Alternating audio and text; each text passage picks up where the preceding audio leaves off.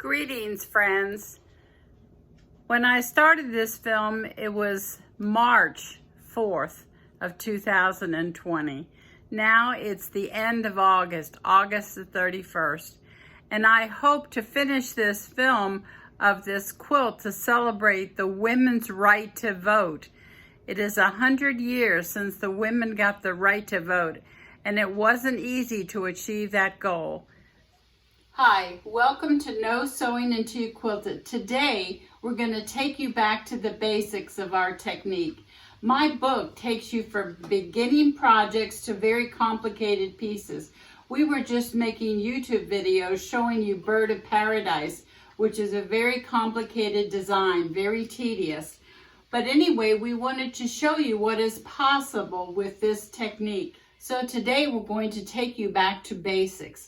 This was a project, a simple teaching project that I did 10 years ago. And what we did is doubled this design. Instead of just this quarter sun, we drew a half sun. It's been 100 years since the women earned the right to vote.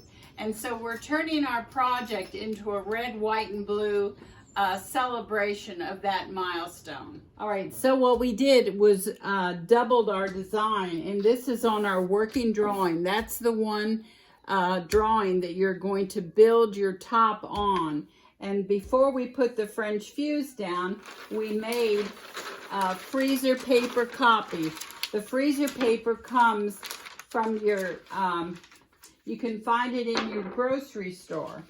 And we added the 1/2-inch border for an extra seam allowance. So when you're finished with your quilt, you have a little room to square things up.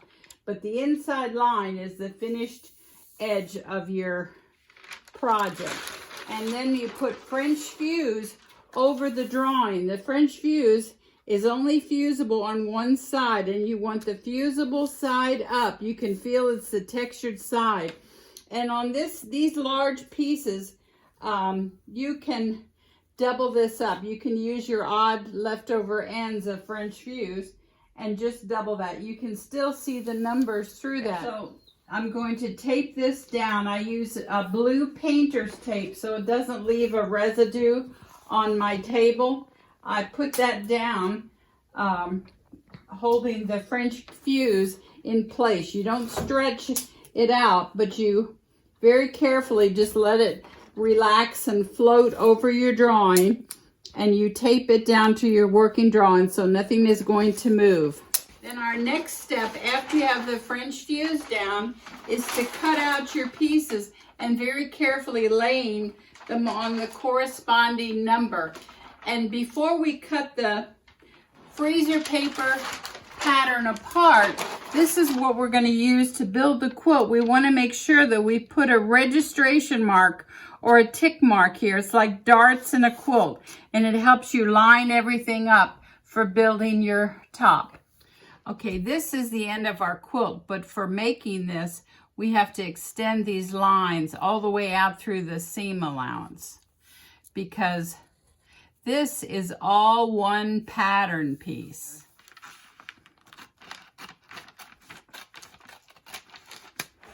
All right, to make the best use of my fabric, I place the pattern pieces on my fabric, allowing at least a 1/2 inch around the pattern pieces. And then I'm gonna press these pieces down. Okay, so I'm going to use this rotary cutter adapted with Anne's Magic Button to be able to cut out our pattern pieces with a 1/4 inch seam allowance.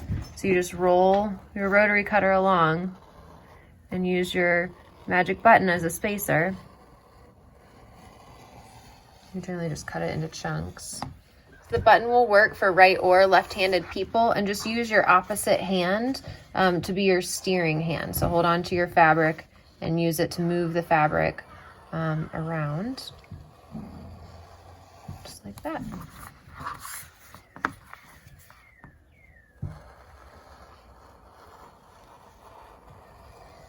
All right, we have all of our pieces cut out now, and we place the things close to where we're going to be working. But I wanted you to notice that we're working on the right side of the fabric. You don't have to reverse anything. We've ironed all of our pattern pieces out on the right side of the fabric and used our magic button to add a seam allowance. Every pattern piece has a seam allowance added. And next time we'll show you how to build. So I'm going to set up my camera on a tripod and try to finish building this quilt to show you. I had put my supplies when we shut down. I just put all of my supplies, my fabric and my pattern pieces. You've already seen us cut out these pattern pieces. I just put them in a box and set them aside. Right, when we get ready to build, we heat up our sealing iron. That gets hot. Keep it on an iron stand. When you purchase a sealing iron, it comes with a little metal stand. Just put one screw in there and rest my iron in there because that will get hot. You don't want to set it on your plastic table. So then I use a baby wipe and a shot glass to keep my glue stick fresh. And then I keep a small cutting mat as my gluing mat because the seam allowances are held together with glue stick. All right, so then you can just start building. I'm gonna start from this corner and work around. So we have the inside line and the outside line. The inside line is the finished edge of the quilt. And so these two lines help you see where this needs to be positioned. And then you seal it down. Then we're going to continue working our way around. We can just place these background pieces because there'll be another thing on top that will be turned. But right now, we just need to position this very carefully. I lift the seam allowances to see the position. That helps. You can see that I have placed the perimeter background pieces around here. And when you're first putting your things down with your sealing iron, it almost feels like you're not doing anything. But to check that it is adhering to the French views, you can just pull up a little piece and see if it's stuck. That is stuck. And just do that. Now I'm going to have my first background piece that will go right up here. It'll touch there. So I'm holding this in the correct position, put it right on top there, and then I made a little notch into the seam allowance. And so then I only have to turn from that spot right there to there. Only where it's touching do I need to turn. And that, you can see my little notch here. So I'm only going to use glue stick from that notch to the end because that's the only place that this is going to touch. Then I use glue stick in an outward motion. And then I have the freezer paper facing me, and then I turn it back.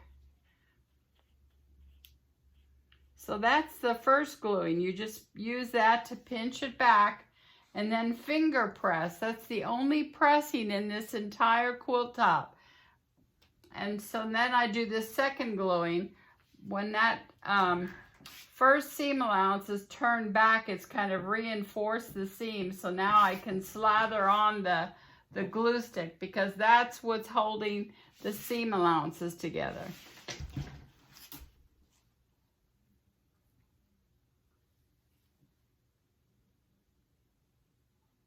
Let the iron do its work. Don't be too fast.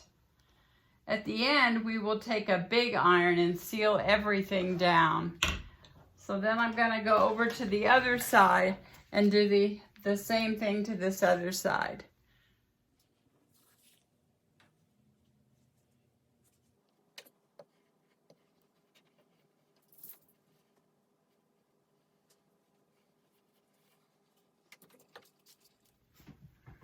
All right, this looks like fun now, doesn't it? We've reached the more challenging part. we placed our pieces close to where they're going to be, and you can choose which way you want to build.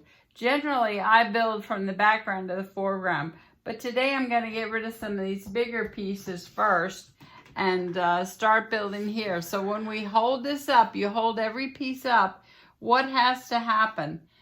It's going to touch here and here. So those are the pieces that I'm going to turn right now. And we just do it a step at a time so we don't get confused. All right, if your paper comes loose from your, or your fabric comes loose from your freezer paper, you just place this on a place that's already covered, and then you can reattach it, because the freezer paper is acting as a stabilizer. So you want it to be firmly attached to the fabric. So then you can hold this up to where it's going to go, and you can see our registration marks. It's going to line up, and anything that might stick over, you can just clip that little corner right there. Okay, here's another piece where I turned the two edges, and it looks like it's going to fit there pretty good. But look, this big tail here, I'm just going to trim that off so that doesn't stick out. I can just cut that off like that. And I'm going to put glue stick on the both sides of that. We're just going to slather the glue on there and position it with the registration marks. So, and then I'll just slide this stiletto under there. I want to leave the pattern pieces there. I just pull it up so I'm not having to pick the paper out later on. Anyway, I just wanted to show you my progress here. As you're building, the pieces are interlocked. The things that are on bottom are out, and then anything that's going to be on top is turned under with glue stick, and it's interlocking. So and as you're building, you can decide which way to go. I put this one down first and this one, and now when I put this one down, I've turned all the edges, and I'll seal that down next. But as I turned this under, I created a dog ear. You don't want to force everything under there. So just fold it back with the glue stick, let it set up for a bit, and then just cut off that dog ear so you have a nice point. Now we have the top part of our quilt finished.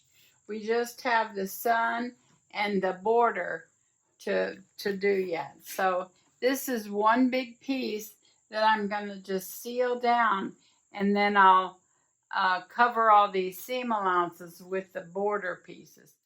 All right, now since I have placed this large circular or semicircular piece, and then these little arcs are going to go around that, I've decided I'm going to go ahead and remove all this paper so I don't have to pick paper out of that after I place those arcs.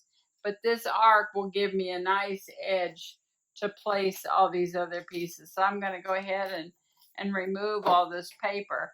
And sometimes it's nice to go ahead and put the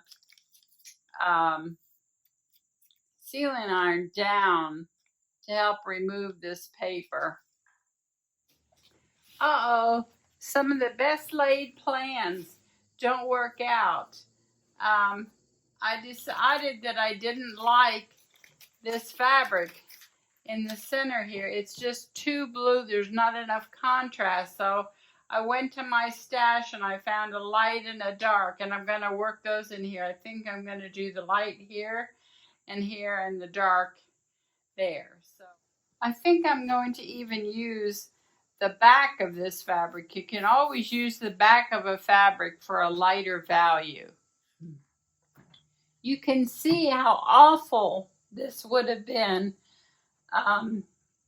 with not enough contrast. So I'm hoping to remedy that by editing this work.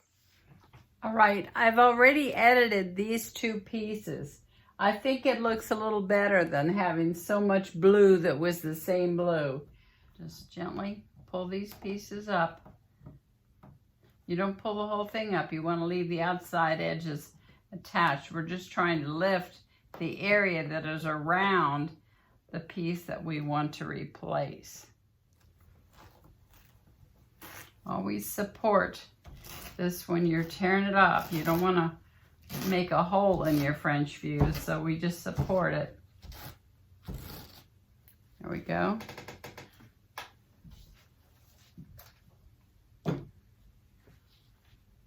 Slather glue stick on it. Put it in there.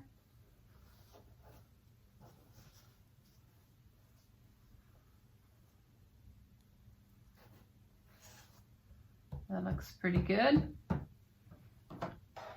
And then seal it down again. There we go.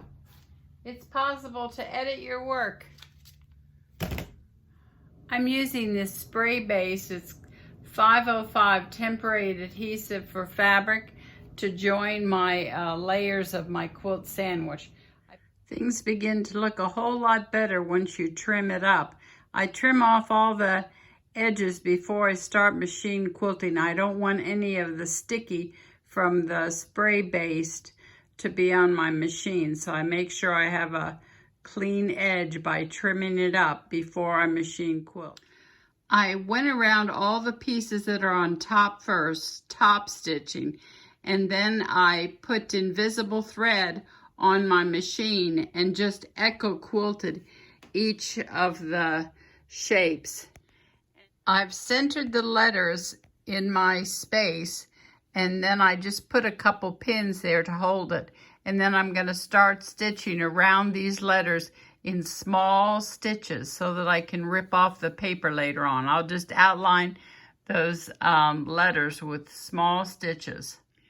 It was easy to pull the paper off. There's still a few pieces here, especially in the middle of the words. You can take a tweezers to grab that paper to pull it off. All right, what I do for this is I always bring my bobbin thread to the top. You hold the top thread and you go up and down and pull the bobbin thread up because you don't want the dragging behind this. Stitches. Now I'm going to go with zigzag, and I'm going to cut these threads so I'm not dragging those. And so I'm just going to very carefully outline this. So anyway, I just go back and forth. It takes patience, but that's the way I fill in the letters. All right, so if you've missed a few little places, you can take a Pigma pen and just fill in the holes. I don't mind a little of the sparkle shining through, but that's just a little tip. Make a plan to vote. I plan to vote in person, wearing a mask and being socially distanced. Be sure and vote. In North Carolina, we have early voting, so my plan to vote is during the early voting period in person as well, also wearing my mask and socially distanced. It's 100 years since women earned the right to vote. This year it's more important than ever that we vote. If you email us that you voted, we will send you this pattern as a free download. And you can, this video has shown you how to do it step by step, and we're happy to answer any questions. This is the first time we've been working together, socially distant, since March. We've missed each other. Yes, we have. And we've missed all of you. So make the sunrise on the America that you want. Please vote, and keep following us at No Sewing Until You Quilt It.